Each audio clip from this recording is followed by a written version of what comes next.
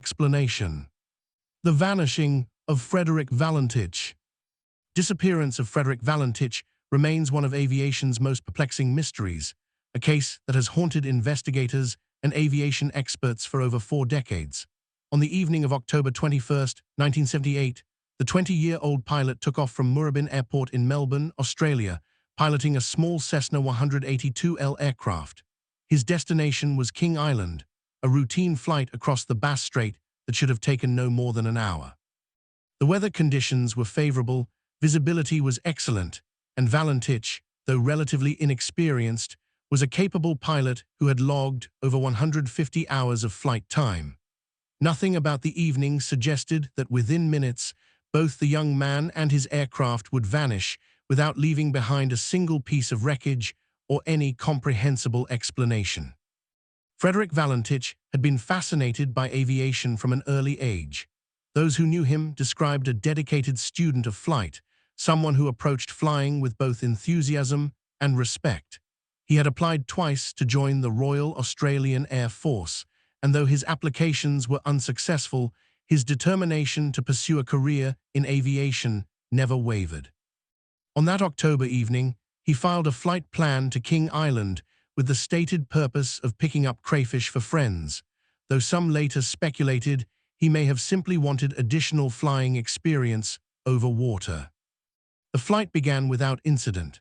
Valentich departed Moorabbin at approximately 6:19 in the evening, climbing to his cruising altitude and setting course across the Bass Strait. The sun was beginning its descent toward the horizon, casting long shadows across the water below. For the first 30 minutes, everything proceeded normally. Then, at 7:06 in the evening, Valentich made contact with Melbourne Flight Service, operated by Air Traffic Controller Steve Roby. What followed was a 7-minute exchange that would become one of the most analyzed and debated conversations in aviation history. Valentich reported that an unidentified aircraft was following him. He asked Roby if there were any known traffic in his area. Roby checked his radar and confirmed that no other aircraft were visible in Valentich's vicinity.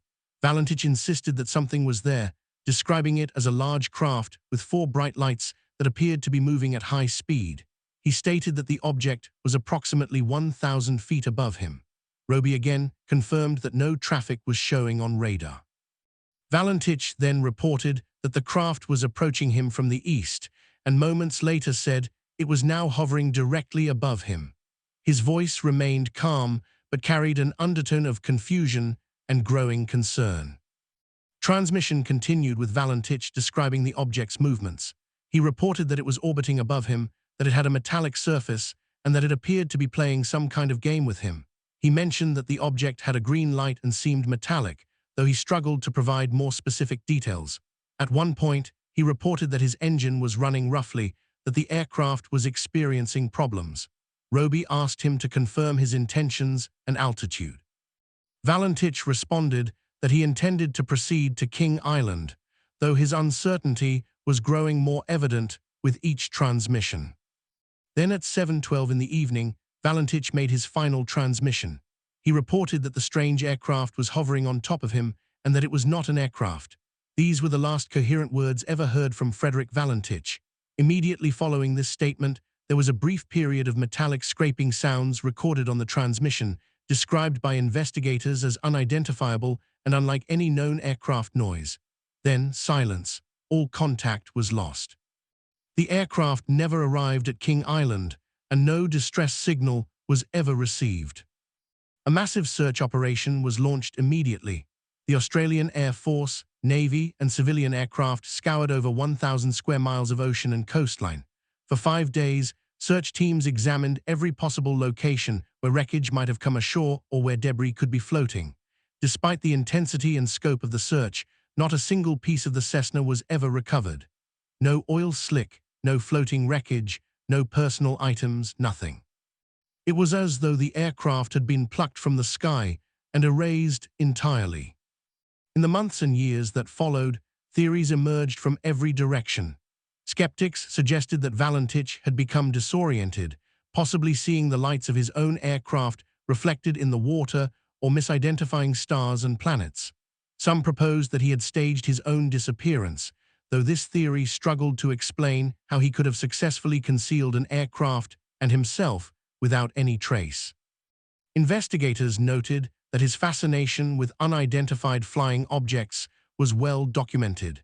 He had spoken about UFOs with friends and had even reported a sighting years earlier. This led some to suggest that he may have misinterpreted ordinary phenomena due to his predisposition to believe in such things. However, other aspects of the case resisted simple explanation. The Australian Department of Transport conducted a formal investigation and concluded that the reason for the disappearance could not be determined. The recorded radio transmission, the sudden and complete loss of contact, and the absence of any wreckage all pointed towards something highly unusual. Adding to the mystery, several witnesses on the ground reported seeing unusual lights in the sky that evening, including a green light moving erratically over the Bass Strait at approximately the same time Valentich made his final transmission.